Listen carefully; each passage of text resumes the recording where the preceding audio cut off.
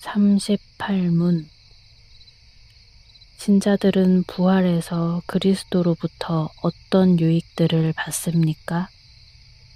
답.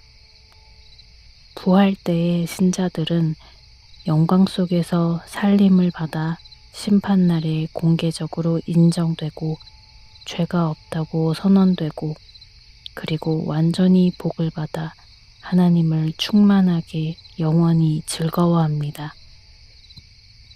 해설입니다. 재판을 받는 피고는 법정의 최종 판결에 따라 자유의 상태가 되거나 감옥에 갇히는 상태가 됩니다. 그렇다면 마지막 심판날에 진노와 분노의 심판을 받은 죄인들과 공개적으로 죄가 없다는 판결을 받은 신자들은 각각 어떤 상태에 처하게 될까요? 먼저 악인은 지옥에서 다양한 형벌을 영원히 받는 상태에 처합니다.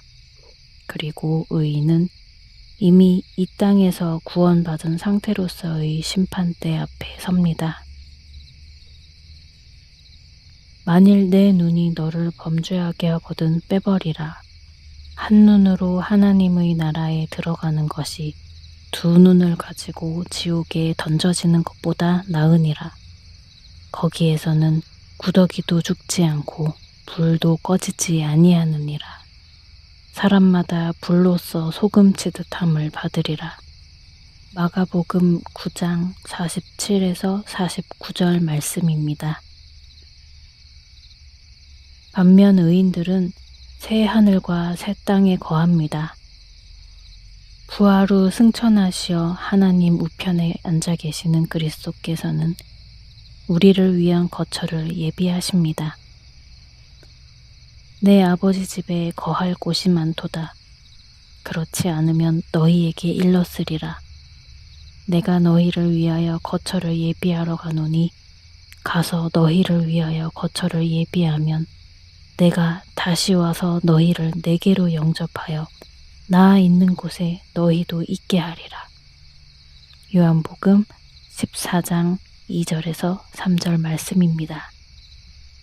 신자들은 그리스도께서 신자들을 위하여 예비하신 그 거처에서 그리스도와 함께 영원히 살게 됩니다. 이 거처에 대하여 성경은 다양하게 표현합니다. 베드로는 하나님의 날이 임하기를 간절히 사모하라며 그날에 하늘이 불에 타서 풀어지고 물질이 뜨거운 불에 녹아지고 신자들은 의가 있는 곳인 새 하늘과 새 땅을 바라보게 된다고 말합니다. 베드로후서 3장 10절에서 12절, 요한계시록 21장 또한 처음 하늘과 처음 땅이 없어지고 새 하늘과 새 땅이 펼쳐진다고 말합니다. 또 내가 새 하늘과 새 땅을 보니 처음 하늘과 처음 땅이 없어졌고 바다도 다시 있지 않더라. 또 내가 보매 거룩한 성 새 예루살렘이 하나님께로부터 하늘에서 내려오니 그 준비한 것이 신부가 남편을 위하여 단장한 것 같더라.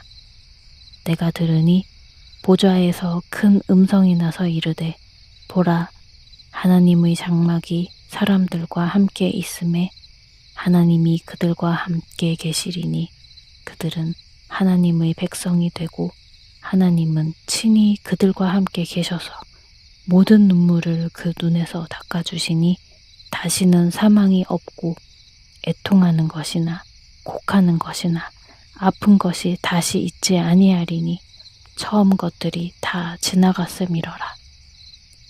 보좌에 앉으신 이가 이르시되 보라, 내가 만물을 새롭게 하노라 하시고 또 이르시되 이 말은 신실하고 참되니 기록하라 하시고.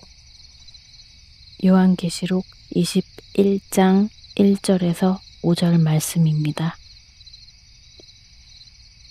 이 거룩한 성 새 예루살렘 안에는 성전이 없습니다. 전능하신 이와 어린 양이 그 성전이시기 때문입니다. 하나님의 영광이 비치고 어린 양이 그 등불이 되시기 때문에 그 성은 해나 달의 비침이 쓸데없습니다. 신자들은 그 예루살렘 성에서 하나님과 함께 영원히 거합니다. 완전히 복을 받아 하나님을 충만하게 영원히 즐거워하는 것입니다. 사실 육신을 입은 우리는 새 하늘과 새 땅, 새 예루살렘이 어떤 차원의 공간인지 다 알 수는 없습니다. 단지 성경의 가르침을 따라 그곳이 우리의 상상을 뛰어넘는 영원한 복으로 가득 차 있다는 사실만을 깨달을 뿐입니다. 이 모든 은총이 예수 그리스도로 인하여 가능합니다. 그리스도의 죽음과 부활과 연합은 아무 공로 없는 우리를 영광스러운 구원으로 이끕니다. 이 일에 우리 사람들이 기여한 것은 전혀 없습니다. 우리는 이 사실을 기억하고 부활을 소망하며 하나님을 더욱 찬양하고 모든 영광을 하나님께 돌려드려야 할 것입니다.